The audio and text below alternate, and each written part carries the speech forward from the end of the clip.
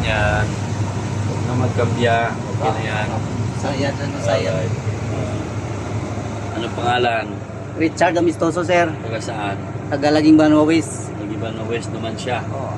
Ano trabaho mo? Tricycle driver, sir. Tricycle driver. Ayan. So yan si Sir, isang tricycle driver na nag-aaral sa TESDA ng Driving in C3.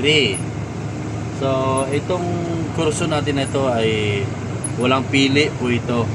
As long as gusto nyo matuto, mag-drive. So ito from tricycle driver, nag-aaral na ngayon ng bus driving. Yan na. Yan.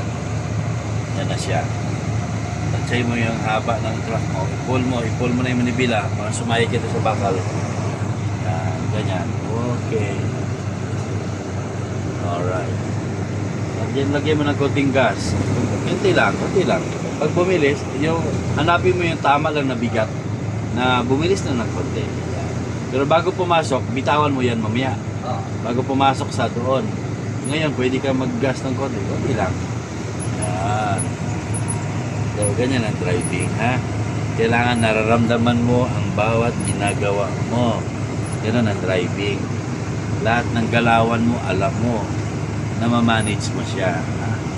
Huwag kang gumawa ng isang bagay na hindi mo alam. Kailangan alam mo. Yan. Ganyan din sa driving. Lahat ng bawat apak mo sa gas, bawat bigat na binibigay mo sa gas, kailangan alam mo kung ano yung consequence nun, anong resulta nun. Yan. Bawat bigat na ginagawa mo sa paa mo sa gas, alam mo yung epekto nun. Ang epekto nun ay bibilis ang sasakyan at mapipilitan ka ring mabilis na pag-ikot sa manibela, mapilitan kang bumilis din yung kamay mo kasi habulin mo no. So ito dapat tamang-tama lang. Yan, katulad dito, alam nyo makitit ang papasok ha. So dandan ang paggas. Yan, swabe lang. Swabe. Ano ulit pangalan mo, sir? Richard Amistoso.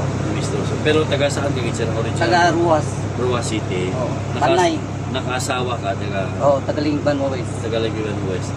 So may Rojas City pala tayo dito, Panay, Rojas City. Nakaasawa ng taga-Aklan naman siya.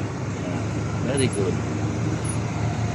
Na siya naman ngayon ay isang tricycle driver at hopefully pag natapos niya yung training natin, maging magaling siya na bus driver at baka i-hire na rin siya bilang isang bus driver at magamit niya sa hanap buhay. So the best talaga ang programa ng TESDA para sa ating mga kababayan na nangangarap sa buhay, na umangat ang buhay at magkaroon ng hanap buhay para ay maalagaan nila yung pamilya nila at may abot sila na pagkain, pera sa kanilang mga anak at sa kanilang asawa. Mabuhay TESDA. Shout out sa director namin si John Simborios ng TESDA Aklan. Napakagaling, napaka-aktibo, agresibo na director. Sir John, mabuhay po kayo.